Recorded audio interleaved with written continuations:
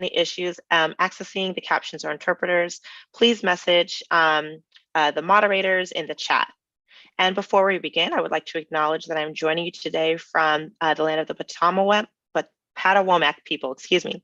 We are all joining this event from places around the world, and so I invite you to take a moment to reflect on the lands you are joining from, as well as your relationship to those lands and to the indigenous people who have continued to inhabit them. I'm Casey Dieters, and I'm an assistant professor at UCLA. My role at Black in Neuro is the seminar series program lead, and I'm very, very happy to welcome everyone to our last seminar series of the academic year.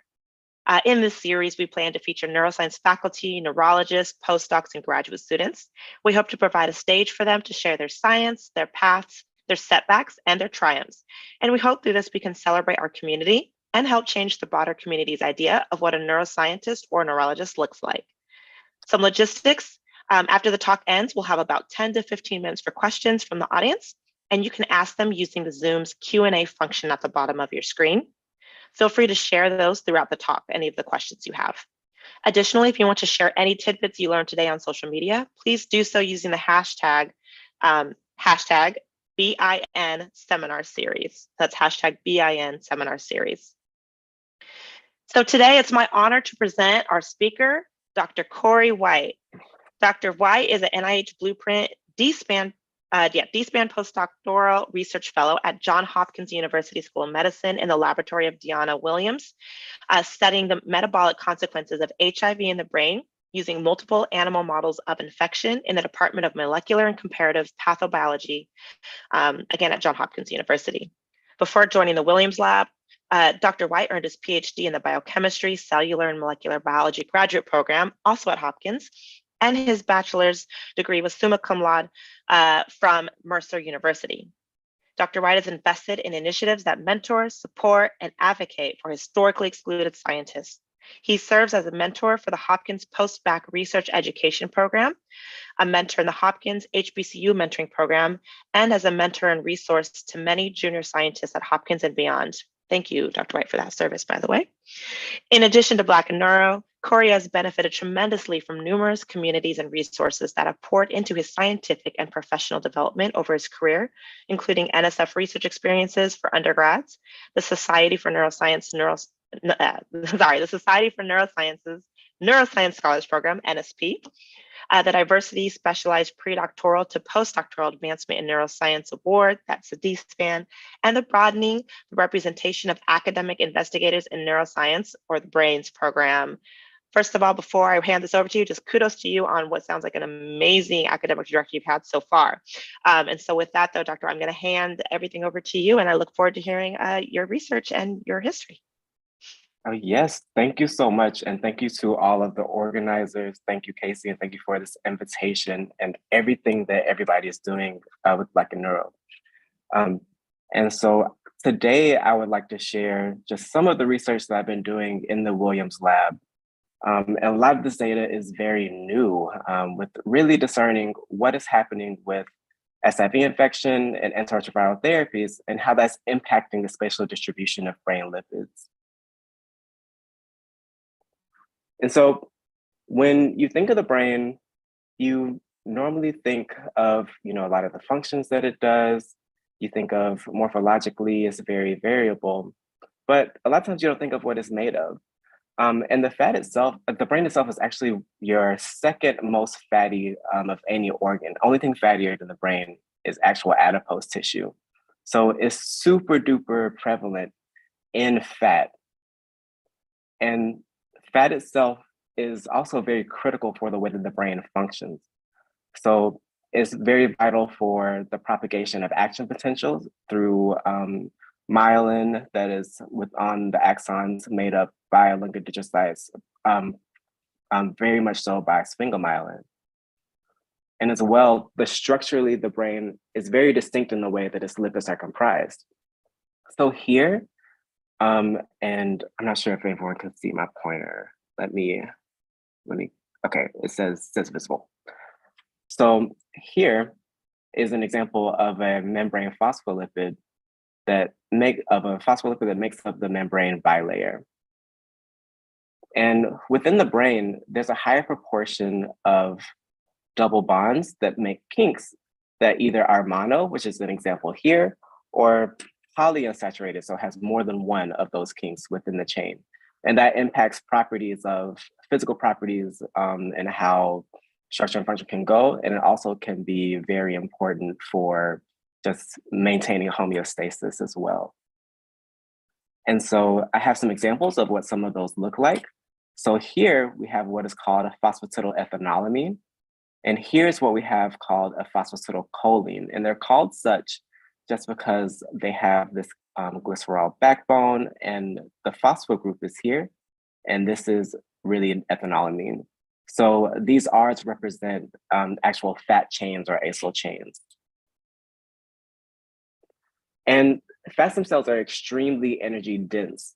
But most of the time when you think about what's used for energy in the brain, you don't think of fat. But however, one example of fat that's very important for the process of breaking down fatty acids is acylcarnitine, which I'm going to come back to repeatedly during the course of this talk. So here we have the carnitine portion where it gets from its name. And in order to actually metabolize an acylcarnitine, what has to be, or metabolize a fatty acid, it has to be converted into an acylcarnitine in order to enter the mitochondria. And then from that point, it can be reconverted and then broken down. So the oxidation of brain lipids actually occurs more prominently, and the process is more dynamic than what has historically been considered. So there's been evidence for the brain to use lipids under normal conditions. And this also has been evidence to be elevated under indices of duress, injury, and disease. And there's also recent studies that suggest that some of the altered lipid use for energy is due to a restructuring of membrane lipids, or by handling some accumulated lipid droplets, which might be occurring out of some type of duress, injury, or disease. So some of this work actually showing how much is happening under normal conditions was a big part of my dissertation work. And some of the studies that have come in the last couple of years have really highlighted that, if you can see my pointer here, if you have fat, which within the cell, it has to be in the form acyl-CoA. There have been models to show that in vitro, that ACOT7, which is a gene, is going to cleave off the CoA. And in this state, the fat can be shuttled into lipid droplet particles, and then it can be handled to be broken down. And you might have these increased acyl-CoAs due to some type of imbalance or increased reactive oxidation species, or in indices, these might be appearing here under greater circumstances because of some injury to cells around, and you have to recycle some of that membrane lipids that exist. So there's been evidence that many diseases are able to alter brain lipid metabolism, and some of which that have been characterized include multiple sclerosis, Alzheimer's disease, ALS, Parkinson's, and as well as a number of mood disorders, particularly schizophrenia and bipolar disorder have been shown to have some changes to brain lipid metabolism. However, how does HIV contribute to changes in brain lipid metabolism as well? So there's still a ton to learn, even under normal circumstances, and a ton to learn even in the circumstances of a number of these diseases. However, there's so much more to learn regarding what's happening with HIV to lipid metabolism.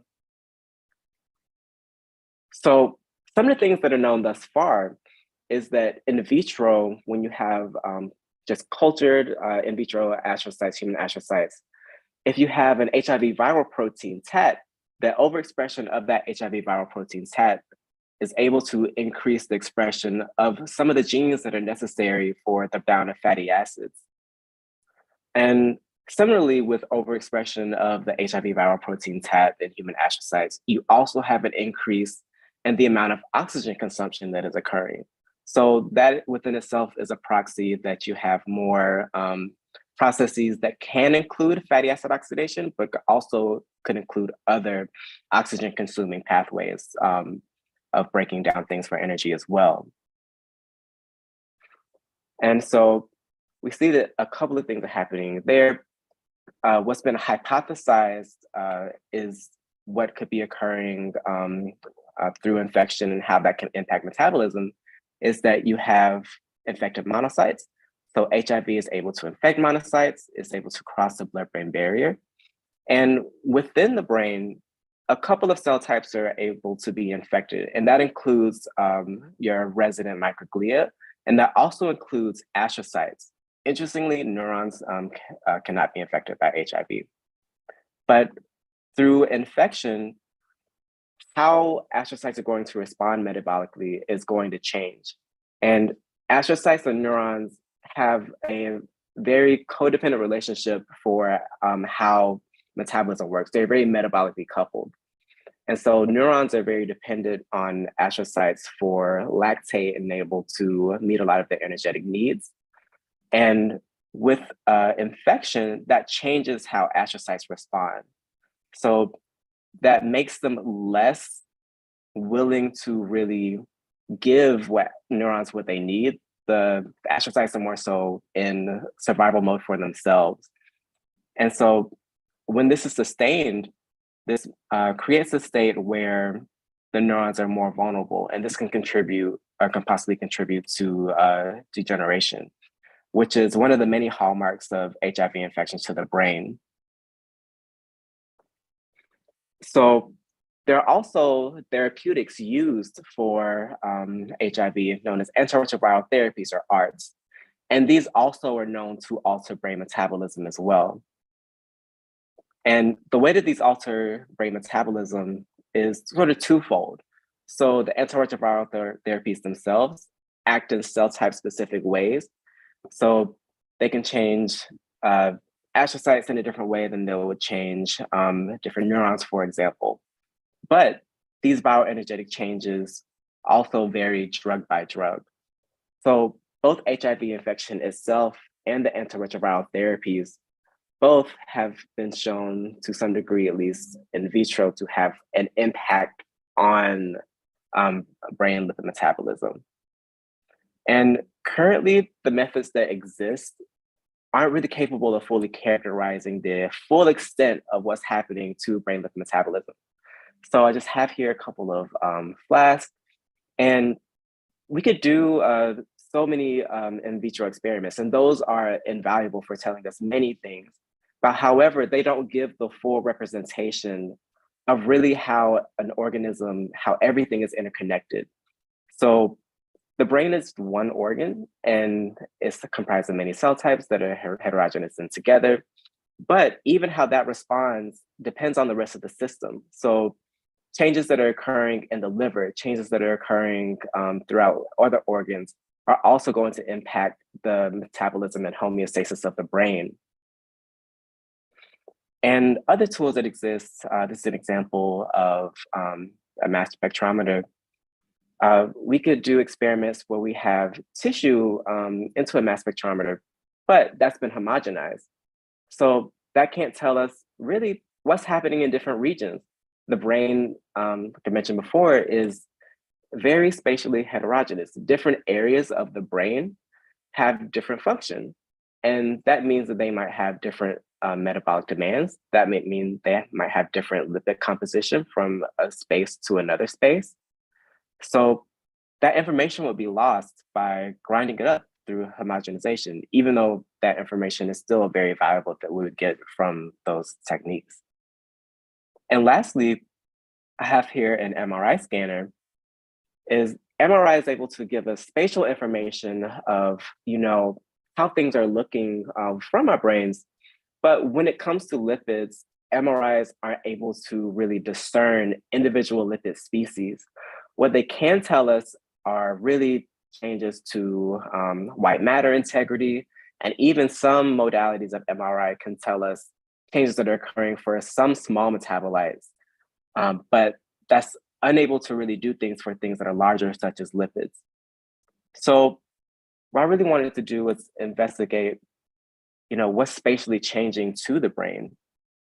And the brain, if we cut it, it has many different regions. And I just mentioned they might have different metabolic needs.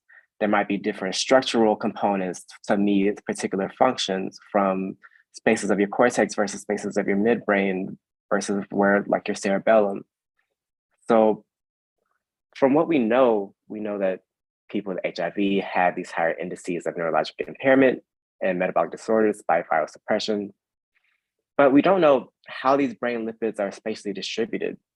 And really, it's important to characterize what is HIV doing across the brain, and really to see what is this composition in a model of HIV, which we'll have now described in detail, an SIV-infected rhesus macaque model that really models viral suppression of how people are today. So to discern how lipids are patterned spatially throughout the brain, we're using matrix-assisted laser desorption ionization imaging mass spectrometry, or MALDI-IMS. And the way that works is, for example, here we have a larger piece of brain. So we'll just look at the thalamus here, for example. So we would have to really subsection that and put that onto a slide. And so this gives us a 2D piece of tissue. In order to really see what's the spatial density of these lipids, the way that MALDI works is that it sprays a matrix onto our tissue. And what that matrix does is that it helps in the ionization process of this tissue. And now the matrix that I'll be showing you today that is used is called CHCA. And it's good for helping for the ionization, forming the crystals for the ionization of lipids. And then once you have your slide, have your matrix on, then you're able to put your samples into the mass spectrometer. So here's an example of Rapiflex, a glucorapiflex here. So once inside, a laser is going to shoot. You're going to have a plume of matrix and your analyte pop up from your tissue. And that's going to be able to ionize your actual analyte or your tissue. And from there, this is going to occur really in a grid-like pattern. So at I didn't have a little grid as tiny as 50 microns, but every 50 microns, this is going to go across and do this for all of these points and ionize all these points and give us a ton of information for every single point.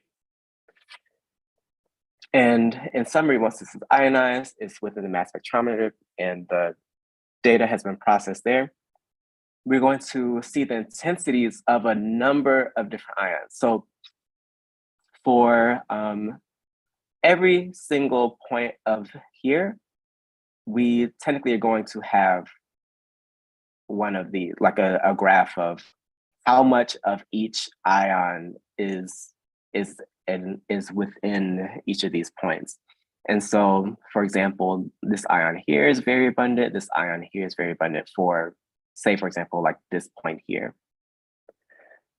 But with all of these data together, what it can do is render an image, and this is just an example image, render an image of our tissue where we can learn and see how much of a particular ion is present throughout the whole 2D piece of tissue. So it's really telling us the density and relative abundance of an ion for that whole 2D slide. So the way that this is represented is that warmer colors are going to be more abundant, cooler colors are going to be less prevalent. So in this example image here, there's a ton of this ion located in this region. And so our objective of, again, is to really see what is the composition and spatial distribution within the brain of our virally suppressed or SIV-infected rhesus macaque model. So they've been treated with our antiretrovirus and they've been infected with simian immunodeficiency virus, and to see what are this composition of these lipid species. And the species that I'm going to focus on telling you about today are the ones that I mentioned a little earlier in the talk. So we're going to focus on showing a number of acylcarnitines. And again, those are critical for really shuttling in fatty acid into the process to be broken down. So they're really an intermediate of your fat breakdown or your fatty acid oxidation breakdown that's occurring. And then for the others that I showed earlier are membrane phospholipids. So these membrane phospholipids, while this head group is going to stay consistent, remember again that these acyl chains here are going to vary. So you're going to have fatty acids of varying lengths and that have varying degrees of unsaturation or double bonds, which could tell perhaps like what differences are from one space to another. And remember again that the brain has, compared to other tissues, a higher proportion of polyunsaturated and unsaturated fatty acids within its membranes. So overall hypothesis of this talk is that SIV infection and ART will increase the abundance of these fatty acid oxidation intermediates and disrupt phospholipid composition. And here is the model of HIV infection that actually was used for the MALDI imaging that I'm going to show here today. So our department in the retrovirus laboratory in the Department of Molecular and Comparative Pathobiology, we have rhesus macaques that are infected with a neurovirulent strain of simian immunodeficiency virus. So that just means that the SIV is able to get to their brain. And SIV or HIV infection, the neurovirulence is important because as infection goes on, people that are infected with HIV have higher indices of cognitive decline, even despite viral suppression. So even in the context of the antiretrovirals that are currently available, there's still cognitive decline that is occurring with people. And so from our model, we have our rhesus macaques here. They are infected, and after 2 weeks of infection, they are placed on the antiretroviral therapy.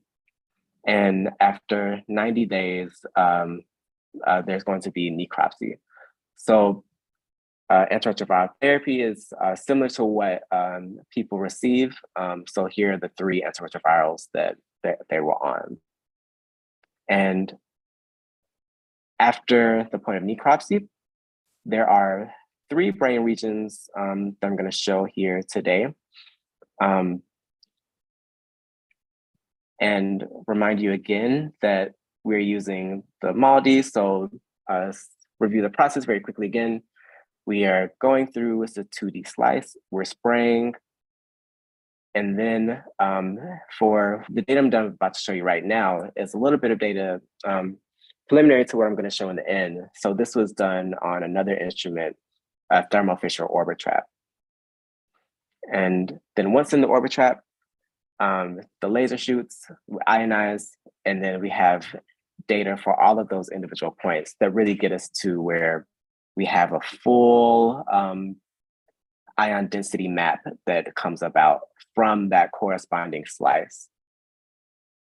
So, and we're gonna look across again for the acylcarnitines, phosphatidylcholines, and phosphatidylethanolamines.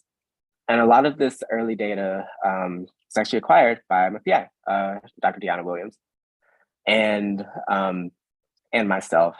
And with that, we investigated a large number of acylcarnitines, and we had a lot of work was done by a former undergraduate, now PhD student at Einstein, Andrew Gaspol, went through lipid maps and identified so many different adducts of these acyl-carnitines here. So there were 129 acyl-carnitine ions that were investigated. There were 222 phosphatidylcholine ions that were investigated, and similarly 222 phosphatidylethanolamin ions that were investigated. And just in a very summarized piece of all of that data, have some representative images from what came out there. And these are of different acyl-carnitine species. So here we have a C20. So that all that means is that there are 20 carbons on the fatty acid tail, and that there are 0 degrees of unsaturation, or no double bonds. And so here is similar, except there's 1 double bond.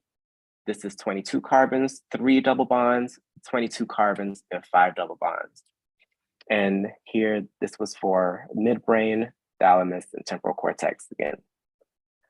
And interestingly, what we really appreciated is just the degree of variability. So this is all from a singular animal that was SIV infected and ART treated. And for this animal, we see that from one acyl-carnitine to another, we go from having a pattern that is really around the outskirts of this piece of tissue to the inner part of this tissue, just really based on 1 degree of unsaturation. And patterns flip again based off of other degrees of unsaturation, these 2 here. And that variation is very stark as well for thalamus, where you have more of this external pattern versus this inner horn that exists. It's sort of intermediate here for this C22.5, and as well as a variability in pattern for temporal cortex here. And these are all what are called very long chain for this chain length here, which has a higher proportion in the brain compared to other tissues.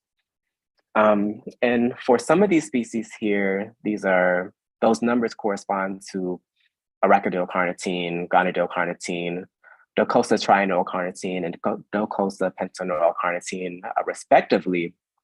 And a lot of these species here are easy conversions to endocannabinoid species,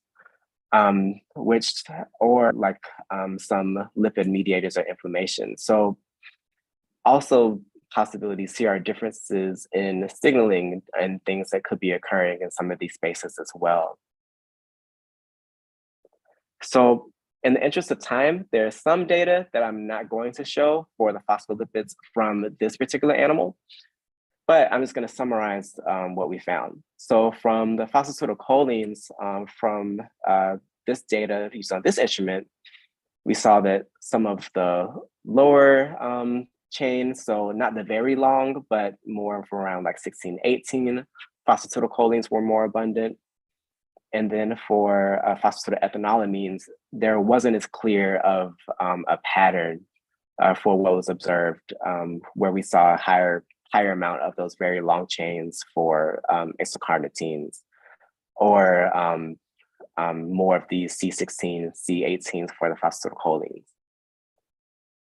And so those major takeaways, the very long chain acyl-carnitines are prominent in the brain, and that varies between lipid species in the region, and those C16 and C18 phosphatidylcholines are more abundant, and the PEs don't have as much of a clear pattern. But what I really want to highlight today is some data that is fairly new, that still have a ton of analysis to do.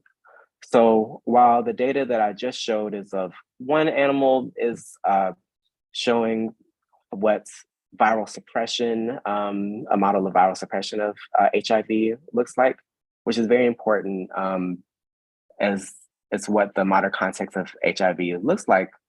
We wanted to expand the study so we could really compare and do more statistical testing of what are the differences across different groups or states of infection and states of antiretroviral treatment.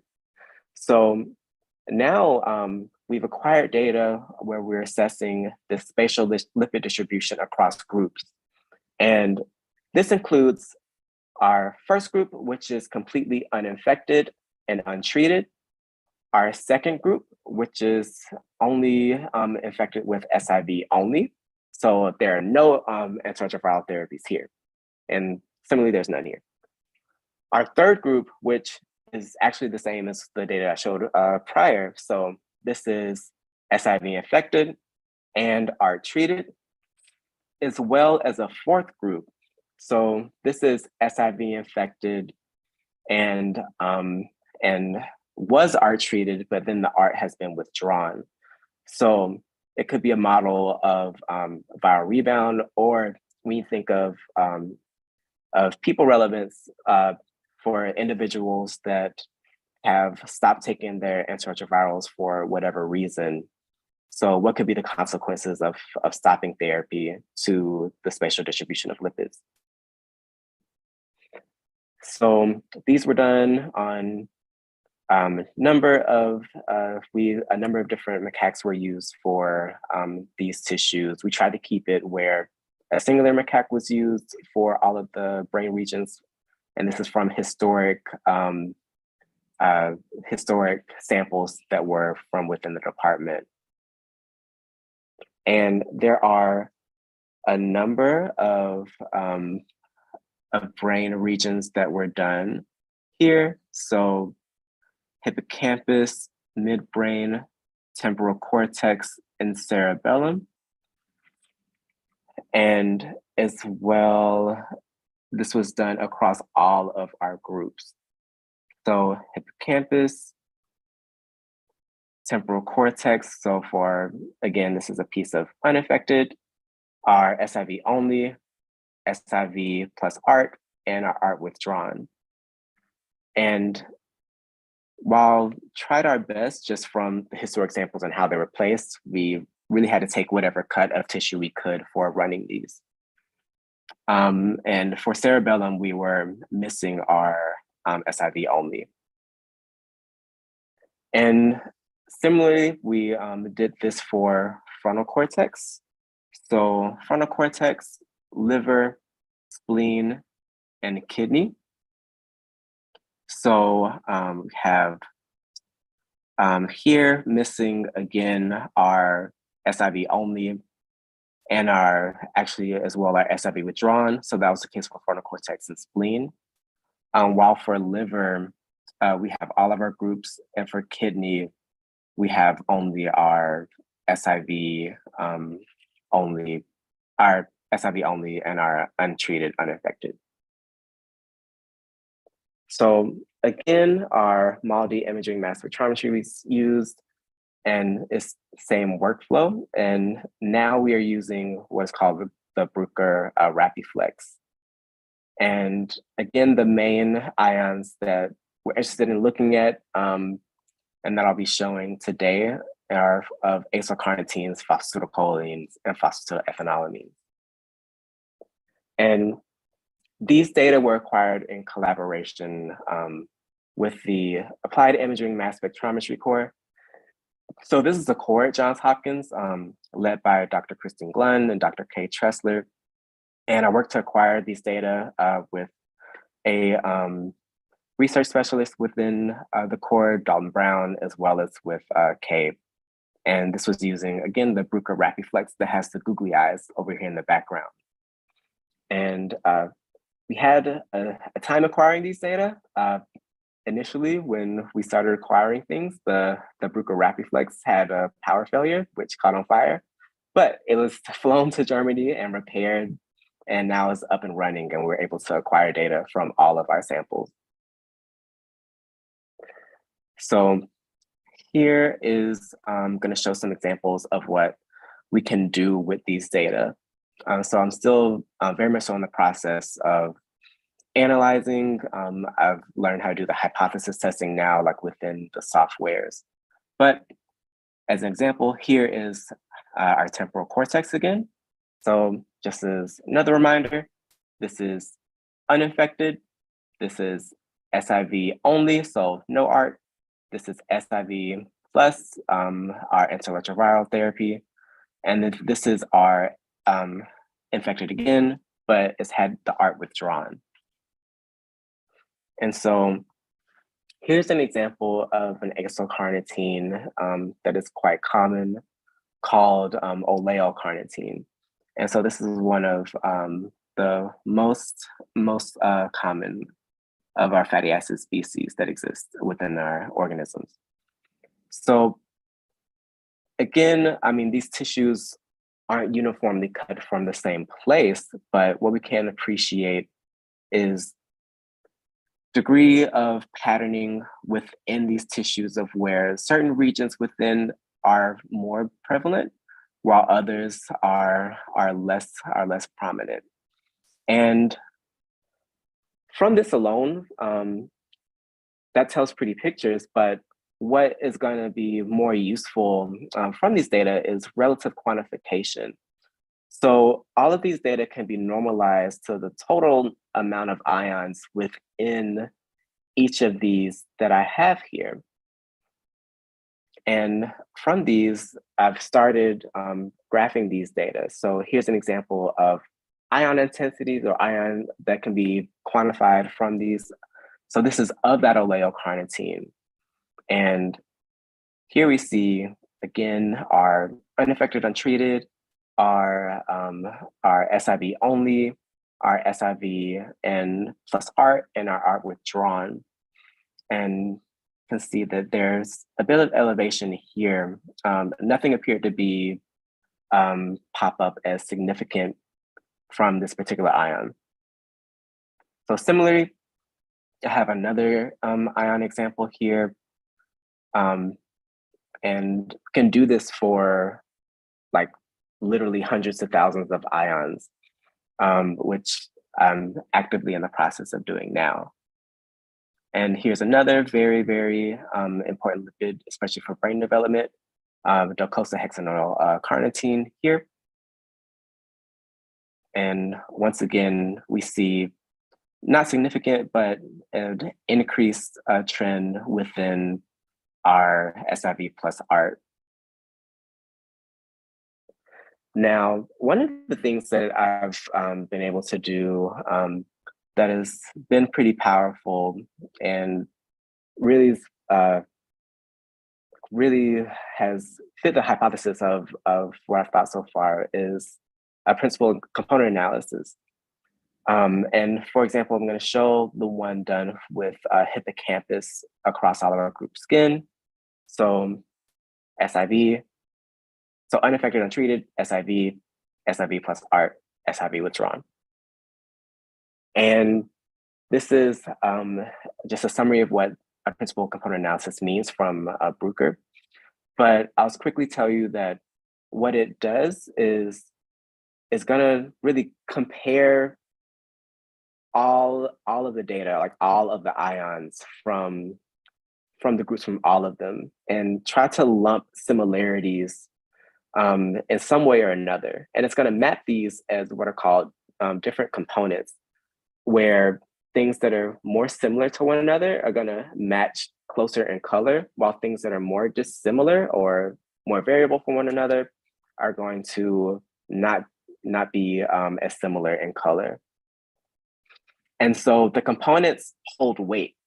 And so what this means is that here, this is from the run that I did, there were 4 components that came out. So A through D. And the way that they're mapped here is that component A really tells more about all of these ions in total than any other component. So component A was actually over 90% of holding the weight of these components. So component A is really showing overall what is really the main trend of these data.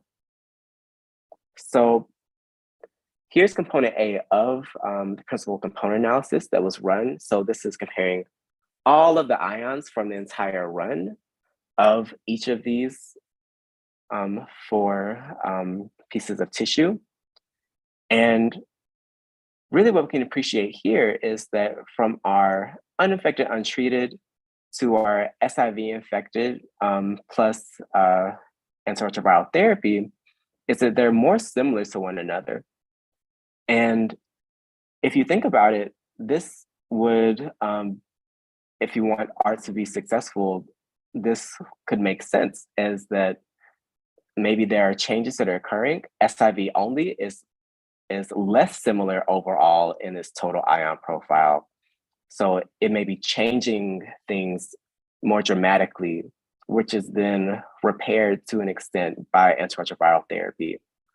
Meanwhile, the art withdrawn is a little less similar. So it's more intermediate.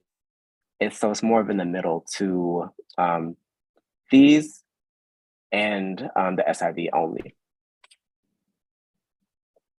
So I'll still have a lot more analysis to do, but overall, the MALDI imaging is a powerful method where we can assess these spatial differences in tissues. And this is very, very useful, especially for how heterogeneous the brain is, both in structure and in function.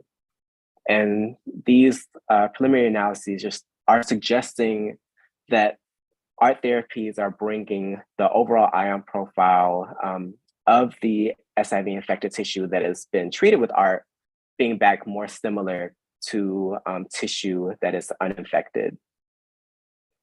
And then, whoops, so that's not supposed to be there, but I also have these runs here that I'm analyzing as well.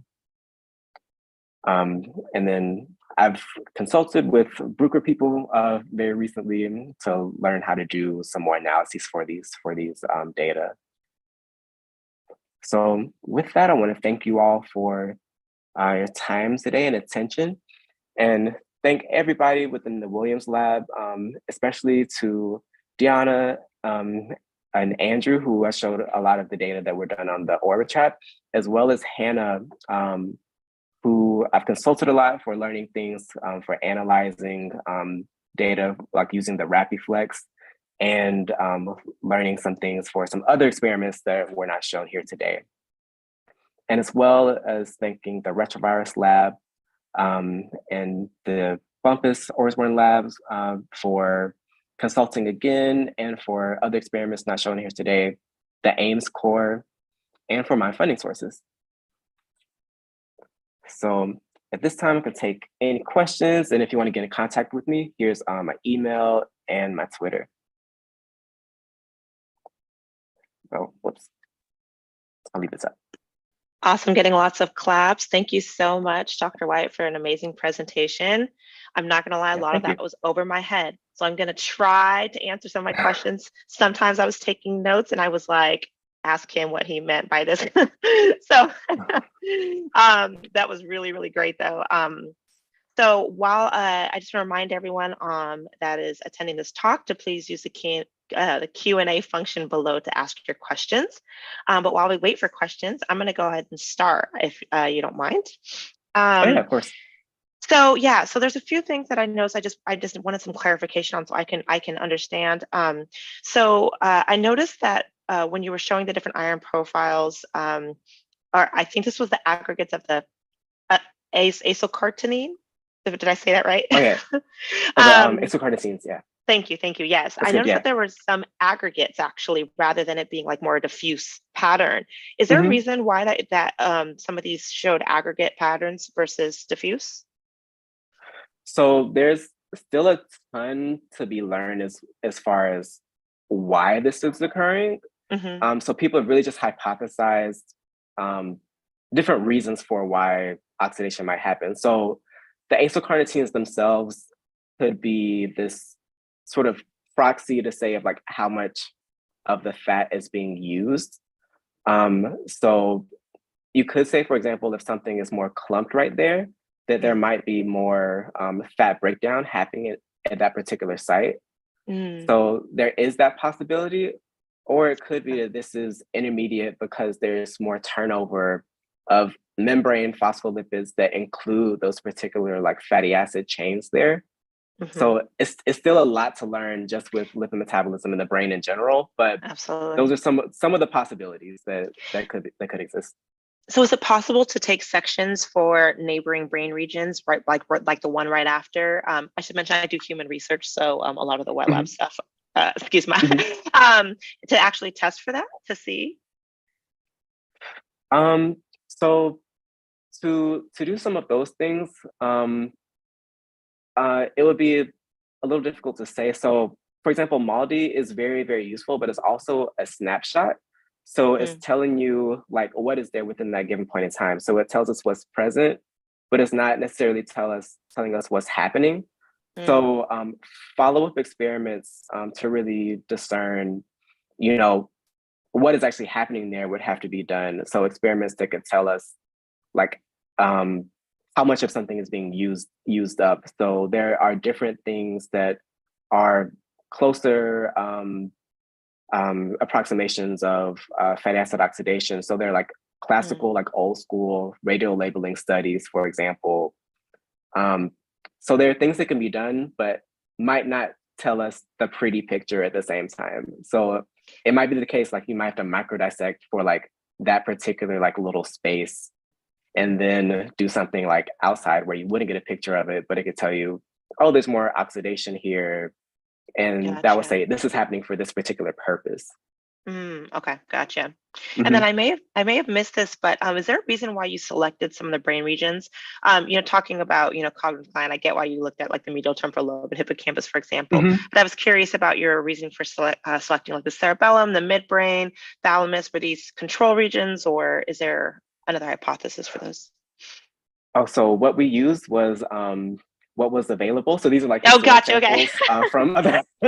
So what we were able to use from what was left from other studies is what Understand we that. imaged. Okay, gotcha. Yes, My apologies. I thank may you. have missed that, so I apologize. Oh no, Um, no, I didn't mention it explicitly. Yeah. Okay. And then it was really awesome. I really liked the last study where you had the four different groups. And I noticed that again, I'm using really loose terms because I forgot some of the specific Hmm. terms, but the the group four that where the drug was withdrawn, that's correct? Hmm. It showed that Hmm. intermediate pattern that you mentioned of the lipids. I was wondering how long being off of the drug that you like, what is the course do you think about this intermediate pattern? When does it go between, being protective like the uninfected to losing that? I'm forgetting the exact timeline of how long. I know that it's whenever. So the macaques actually they're monitored for circulating virus, so that they're monitored to see like is the virus replicating, and Hmm. so when samples are collected is determined based off of can we detect virus in those macaques again. So I don't think it's any. I can't remember exactly how many tests it takes for them to see, but it's more based off of Yeah. like can we detect virus from those macaques again Okay. before So like there any corruption there. Mhm. the drug withdrawn group, they did not or did have the virus present. Sorry. Oh, they did. They Sorry, did. yeah. Okay. So they. Got you. Mhm, Thank you so much. Yeah, no, that mhm. I thought that was really, really interesting work, and it seems like a really cool technique. Also, crazy that the machine caught fire and you had to, had to send that all back. Like, wow, talk about having a little uh, gravel, thrown into the into Yeah. your work. Thank It's pretty you. crazy. Yeah. So, while we wait for some other questions to come in, I really wanted to actually ask you about your academic journey. Mhm. If you wouldn't mind sharing that, I would love to know what got you into science and why you decided to stay in science. Oh, yeah, of course. So I got into science very haphazardly. So I always enjoyed science, always enjoyed the brain, but I went into undergrad really not knowing exactly what I wanted to do. I came in pre-med, Mhm. and I I was really good at organic chemistry and structure. So Nice. I was pulled to the side by one of my professors, um, asked if I wanted to do research. I didn't really know what doing research really meant Mhm. even that much at the time, and was also encouraged to apply to a number of different summer research programs. And so from that, I was able to really get like my first multiple research experiences. So I ended up doing research at Mercer, which is where I went for undergrad, and that's like in Central Georgia. And I did research experiences too at the University of Kentucky, where I went back like a couple of summers. And from there, like I really enjoyed the discovery and like learning new things and like really seeing how you have been the first person to learn something like ever, which I found like really, really cool. Yeah. And from that point, I knew like I wanted to go to graduate school, and I was like had really great mentorship like from those mentors both at Mercer and Kentucky, and was learned a lot for applying, and was able to go to Hopkins like right out of undergrad. And after that, like have found like so many different communities within Hopkins. So for BSA, which is the Biomedical Scholars Association, had a lot of support and people through their NSP that I mentioned that have all been these different avenues that have met so many different people that have helped me like along the way. That's amazing. I mean, I want to point out too that that point in your undergrad where you had a mentor really reach out to you and actually like say, hey, you're really good at this. Like, let me help you, expand upon that. I think that's actually really amazing. And, as I'm a new mentor now myself, I'm trying to use models and look at people and really make sure that I can, instill that same hope. And I just think that I just wanted to acknowledge, that mentor probably really helped shape, this future career of yours just from, that experience. Yeah, they definitely did. And it's sort of the thing is definitely at that point in time, you don't really know what you don't know. Like you might have an idea of like where you want to go, but the mentors are so pivotal, and mentors today, like definitely I've learned so many things from Deanna. Like mentors like are really instrumental for helping show the path for how you can get to the next place. Absolutely, yeah. And so, just as a last question, do you have any advice to future or current students of color that are, along a similar path, whether in undergrad or graduate school? So definitely have multiple mentors. Reach out to people, and start anything before you're ready. Like if there's something you want to apply to, apply. Always reach out and talk to people, hold conversations, and see if somebody's willing to share something or willing to share advice of like how they apply for this particular thing, or share advice for how they navigated this journey, or even if it's other things like navigating a difficult conversation. It's always good to have people you can bounce ideas off of, and Absolutely. that no one has been successful alone. Yeah. Ain't that the truth? Yeah. And I, also wanted to highlight, you mentioned a lot of the summer research programs you've been a part of. I think, like doing those type of activities and making the time is really crucial, I think, for networking as well. And so that you can find these other mentors. I know I myself I have identified mentors from attending summer workshops, and they're still my mentor now as faculty, actually on my KO1. So yeah, I completely agree with you. Super crucial to try to network and make as many relationships and mentors as you can, and also peer-to-peer mentors I think is really important too. Could learn a lot from people at your stage for sure. Well, I don't see any other questions. Did you have any other anything else you wanted to add on to the talk before we close out? If anyone comes up with questions, can definitely reach out, either email or like shoot a tweet. And yeah, so like thank you again for the invitation, for having me here today. Yeah, absolutely. Thank you so much, Dr. White, for sharing your trajectory, your career, and your amazing research. I definitely learned a lot. It's been a minute since I've done OChem, and props to you for that being your strong suit. I really appreciate that. And so, yeah, thank you again, everyone, for being here. We'd like to remind you that this talk will be uploaded on the Black and Neuro website and on the YouTube channel as well. Other than that, thank you so much for joining us for today's seminar series series, but also for the rest of the seminar series that we've had since last year. And we hope to see you again at the next seminar series this fall. And just to point out, Black and Neuro Week will be coming up as well again. And so we look forward